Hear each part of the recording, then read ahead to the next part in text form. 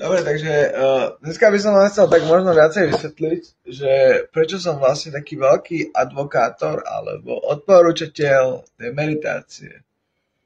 Je to presne z jasného dôvodu, že proste v meditácii sa vo vás rozvíja radosť. Viete, pretekáte radosťou,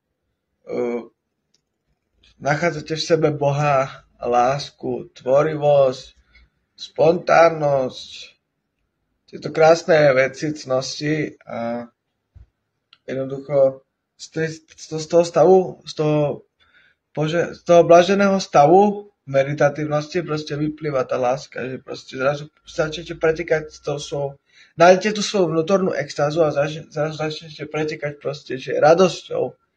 A tá radosť vás bude proste trieskať, že už to budete tak plný, že to budete mať proste na rozdávanie a budete to rozdávať na každú stranu, viete. Ak napríklad ja, keď točím vonku, viete, s ľuďmi videá, tak to proste rozdávam tú radosť a tak, alebo na Instagram. Proste celá moja aktivita je vlastne zameraná svojím spôsobom na rozdávanie radosti, hej.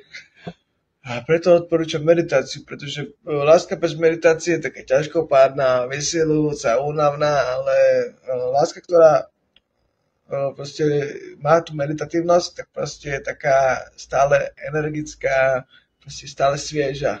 Takže tak.